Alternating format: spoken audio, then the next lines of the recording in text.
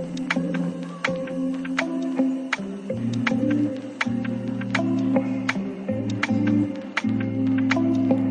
kembali lagi bersama Kak Ardelia. Kali ini kita akan belajar kimia bersama mengenai konsep mol.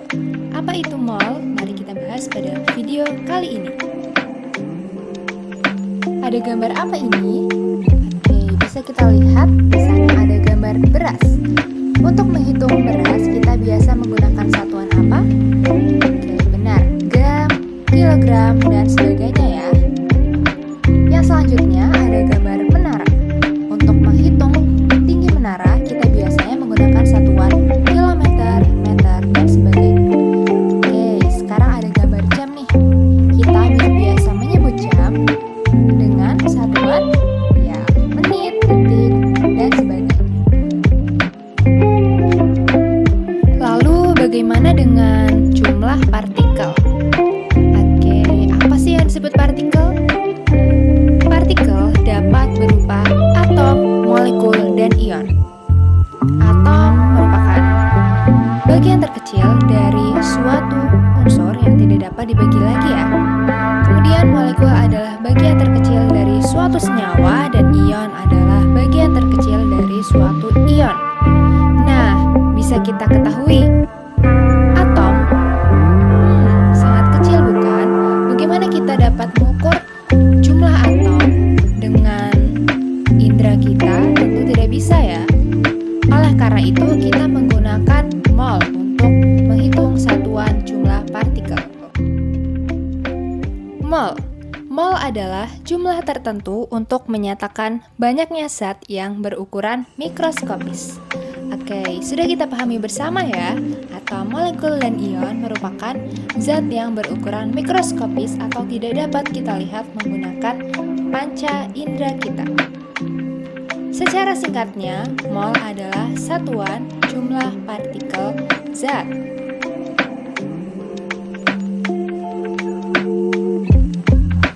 Oke, pada kesempatan kali ini kita akan mempelajari hubungan mol dengan beberapa bagian.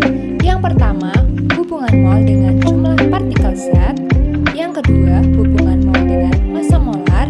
Dan yang ketiga, hubungan mol dengan molaritas. Serta yang keempat, hubungan mol dengan volume molar. Bagian pertama yang akan kita pelajari adalah mengenai hubungan mol dengan jumlah partikel. Oke, bisa dilihat ada dua gambar ilmuwan. Beliau merupakan Joseph Loschmidt dan juga Avogadro.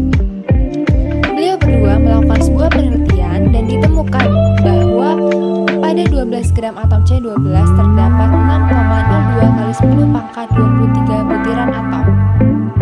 Bilangan tersebut dijadikan tetapan Avogadro. Kita masuk ke rumus yang pertama untuk mencari jumlah partikel atau kita singkat JP menggunakan N kali L, di mana N merupakan mol dan L adalah bilangan Avogadro. Oke, untuk memperjelas pemahaman kita semua, kita masuk ke contoh soal ya. Soal nomor 1. Hitunglah jumlah partikel atom atau molekul yang terkandung dalam A 0,25 mol Cu, B 0,5 mol H2O. Oke, kita ingat rumus untuk mencari jumlah partikel adalah N dikali L. Artinya untuk soal nomor A bisa kita dapatkan dari mengalikan mol dengan bilangan Avogadro, yaitu 0,25 mol dikali 6,02 kali 10 pangkat 23. Memasuki bagian yang kedua, yaitu hubungan mol dengan massa molar. Apa itu massa molar? Massa molar adalah massa dari 1 mol suatu zat. Oke, hubungan massa dengan jumlah partikel dinyatakan dalam massa molar, yaitu massa yang mengandung 6,02 kali 10 pangkat 23 atom C12 partikel zat itu. Untuk menghitung massa, kita bisa menggunakan rumus N dikali AR, di mana untuk atom kita menggunakan AR dan untuk molekul kita menggunakan MR. Baik, kita ke contoh soal ya teman-teman. Baik, pada contoh soal berikut ini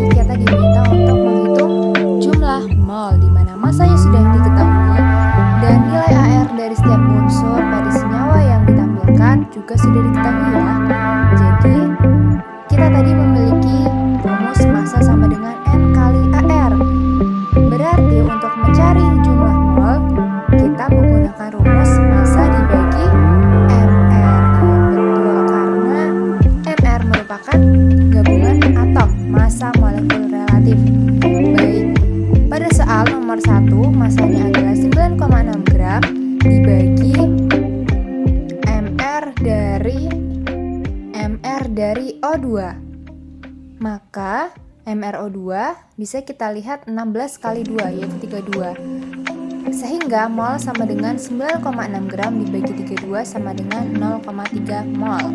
Begitu pula nomor 2 bisa kita lihat jumlah molnya yaitu massa dibagi mr. 15 dibagi 60 menjadi 0,25 mol. Yang selanjutnya adalah hubungan mol dengan molaritas. Apa itu molaritas? Molaritas adalah angka yang menunjukkan banyak mol dalam 1 liter larutan. Untuk menghitung molaritas, kita memiliki beberapa rumus nih teman-teman.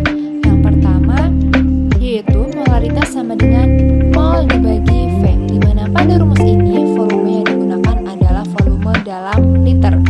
Atau jika dalam soal volume yang digunakan adalah mililiter, kita bisa menggunakan rumus molaritas sama dengan massa per mr dikali 1000 per volume dalam mililiter.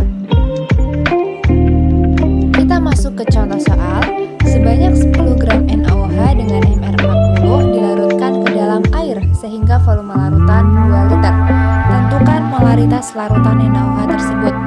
Nah, kita bisa menggunakan rumus yang pertama dikarenakan dalam soal volume larutan dalam liter. Rumus yang digunakan adalah molaritas sama dengan mol per V, mol bagi V. Nah, karena molnya belum diketahui, maka kita mencari jumlah mol terlebih dahulu, yaitu massa dibagi mr. 10 gram dibagi 40, ketemu molnya berapa, lalu dibagi volume. Dalam soal volumenya 2 liter, sehingga didapatkan 0,25 dibagi 2 sama dengan 0,125. Memasuki bagian yang terakhir yaitu mengenai hubungan mol dengan volume molar. Nah, ketika mendengar kata molar, artinya kita menghitung volume dari 1 mol suatu zat. Volume molar yang kita cari adalah volume molar untuk zat dalam fase gas.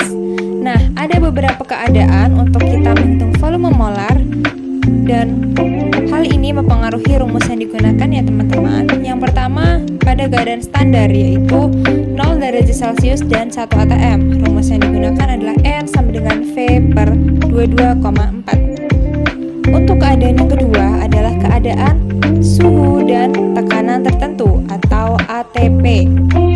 Pada keadaan ini kita menggunakan rumus PV-nRT, atau jika kita mencari V, P-nya bisa kita pindah ruas menjadi V sama dengan nRT per P, di mana N merupakan mol, R merupakan tetapan gas yang sudah ditentukan yaitu 0,082, T adalah suhu dalam bentuk Kelvin, dan P adalah tekanan yang satuannya adalah atm.